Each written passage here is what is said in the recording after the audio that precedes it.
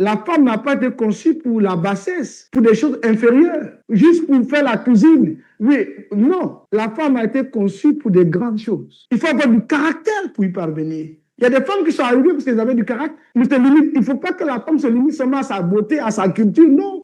Elle doit aller au-delà de sa beauté, au-delà de sa culture. Mais comment elle pourra y parvenir? C'est par la connaissance de Dieu. Celui qui l'a créée, qu'est-ce qu'il a dit d'elle? Donc, sachez que la femme a toujours une place. Si la femme n'avait pas de place, Dieu ne l'aurait jamais créée. Mais Dieu a vu que l'homme était seul. Dieu avait tout fait. L'homme était là. L'homme a été le premier être que Dieu a créé. Mais quand vous lisez la Bible, on dit que l'homme était là, il avait tout, mais il était seul. Donc, si la femme était inutile, Dieu ne l'aurait jamais créé. C'est pourquoi Dieu a dit, je te ferai une aide, qui sera ton semblable. Dieu n'a pas dit, je te ferai une aide que tu vas écraser, que tu vas dominer. Ton semblable, c'est-à-dire personne qui fera comme toi. Une femme peut faire plus que le ménage, plus qu'avoir des enfants. Dieu a mis en chacun un potentiel. Du coup, l'apôtre Paul mentionne Phébé comme une diaconesse essentielle au travail de l'Église. Dans Romains 16, versets 1 à 2. Cette femme-là, elle était diaconesse. Qu'est-ce qu'elle faisait? Elle accueillait les missionnaires. Elle les soutenait financièrement. Financièrement. Et elle a même joué le rôle diplomatique dans l'Église. Il y a des femmes dans la Bible, comme pas des femmes leaders. C'est des femmes qui ont eu un grand caractère. Elles ont eu un comportement, une attitude remarquable dans les Écritures. Elles ont impacté l'environnement. Tu peux faire beaucoup de choses dans ta vie en tant que femme. Tant que l'Esprit de Dieu est en toi. Paul a dit aux Corinthiens, il dit dans 2 Corinthiens 3, verset 5, il dit l'homme ne peut rien par lui-même. Mais au contraire, notre capacité vient de Dieu.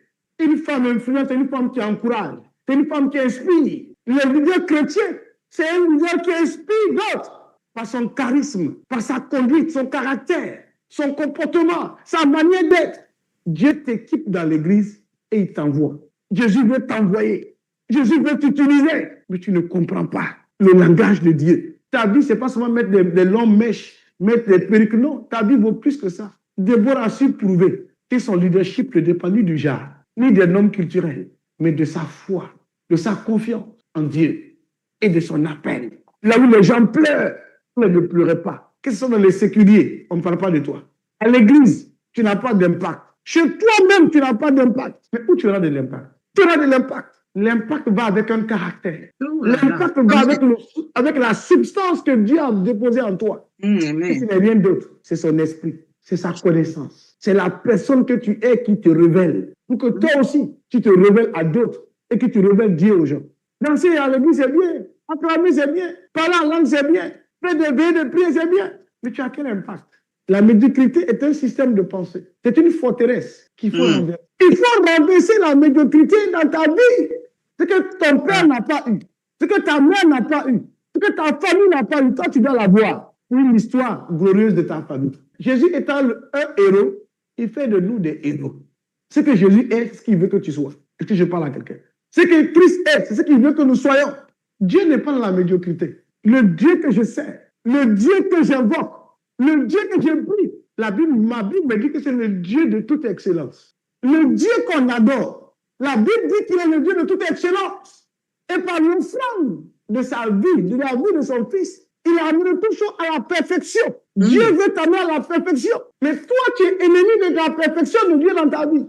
Que Dieu se plaît dans l'excellence. Dieu ne va pas te laisser tout le temps dans le même environnement, dans le même milieu, avec les mêmes gens, les mêmes pensées. Dieu t'amène à toujours à un autre niveau. Si avec Dieu, tu ne vas pas de niveau en niveau, tu n'es pas dans le faire l'œuvre de Dieu.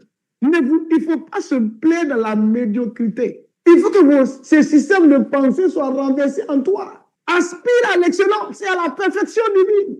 Et tu verras ce que Dieu va faire pour toi. Dieu veut que tu sois la personne qu'il veut que tu sois. Tu peux faire des grandes choses, mais tu dois changer ta manière de penser. Toi, tu crois en Dieu, mais tu es médiocre. Tu ne vis pas l'excellence dans ce que tu fais. Quand tu regardes ton parcours sur la terre, qu'est-ce que tu as réalisé encore de ta vie? Je prie que le Dieu des exploits soit le Dieu de ta vie. Le Dieu de l'excellence soit le Dieu de ta vie. Le Dieu de la perfection soit le Dieu de ta vie. Mais le Dieu de médiocrité, ce n'est pas le Dieu de la Bible. C'est le Dieu du monde. Oui, le Dieu du monde, c'est un Dieu religieux. Et il vous a inculqué que vous devez être pauvre, vous devez être médiocre, Les bonnes choses ne sont pas pour vous. Vous savez, la Bible dit, ma Bible me dit que nous mangerons les prémices des nations.